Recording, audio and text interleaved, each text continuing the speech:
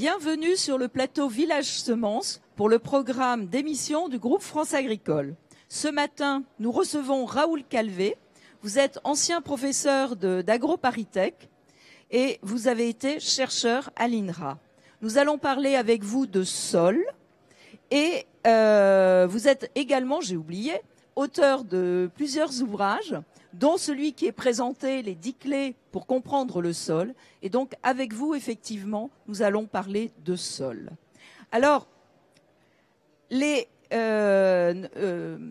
avons envie de vous poser une question déjà, qui est les organismes vivants, les organismes du sol, sont-ils utiles? Mais avant cela, quels sont les organismes du sol? Bien. Alors, il faut savoir que dans le sol, il y a un très grand nombre d'organismes vivants. Et, disons que la biomasse de ces organismes représente à peu près les 3/4, plus des 3/4 de la masse des matières organiques du sol. Et par conséquent, ça veut dire qu'ils sont quand même très nombreux. Et ces organismes vivants sont très variés. Très variés. On y trouve bien sûr des micro-organismes, bactéries, champignons, mais également de la faune, depuis la microfaune jusqu'à la macrofaune, les vers de terre par exemple, dont les activités sont bien connues. Alors, quelles sont quand même, précisez-nous-le, les fonctions de ces organismes vivants? Alors, oui, effectivement, on peut se poser la question, mais après tout, il y a beaucoup d'organismes, mais à quoi servent-ils? Sont-ils utiles? Bien, en effet, ces organismes jouent plusieurs rôles, remplissent plusieurs fonctions. Ces fonctions, on peut les classer en 3 catégories. Des fonctions biochimiques, des fonctions de régulation chimique et biologique, et des fonctions physiques. Alors les premières, très rapidement, les fonctions biochimiques, ce sont des fonctions qui se traduisent par des transformations chimiques des matières organiques dans le sol, d'une façon générale, qui sont, comme elles sont dues à des organismes vivants, ce sont des transformations catalysées par des enzymes. Alors, exemple de telles transformations, par exemple, il s'agit de la fixation de l'azote atmosphérique, très importante. Il s'agit également de la dégradation des matières organiques.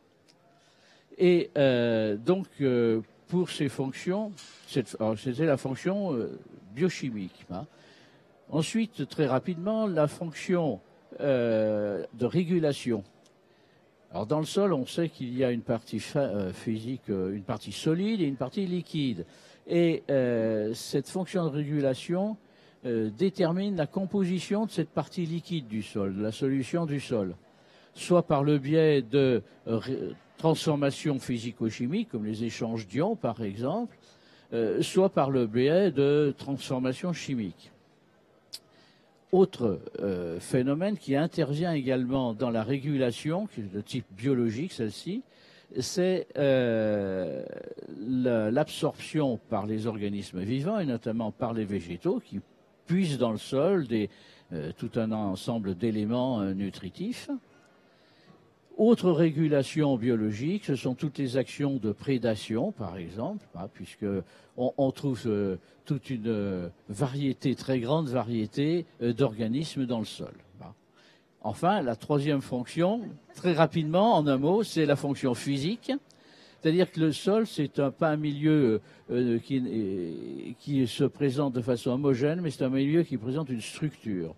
Et les organismes vivants participent à l'élaboration de cette structure, soit en fragmentant les différents matériaux qui constituent le sol, soit au contraire en créant des trous qu'on appelle l'espace poral, où circulent l'air et l'eau dans le sol. Alors, comment, s'ils sont si importants, comment les préserver? Alors, donc en effet, beaucoup d'organismes vivants qui ont des fonctions importantes, donc d'où l'importance d'abord de la biodiversité. Et alors, comment les préserver? Ça veut dire que si on pense à la préservation des organismes, c'est qu'on pense qu'il y a des menaces. Et que ces menaces peuvent avoir différentes causes. On peut énumérer très rapidement comme menaces, par exemple, les changements climatiques, les changements d'utilisation des terres, les modalités d'utilisation des terres, je pourrais y revenir là-dessus d'ailleurs, les apports de différentes substances polluantes, et par conséquent, et puis aussi, j'oubliais, les espèces invasives et les OGM qui peuvent constituer des menaces globales pour l'ensemble des micro-organismes, enfin des organismes vivants du sol.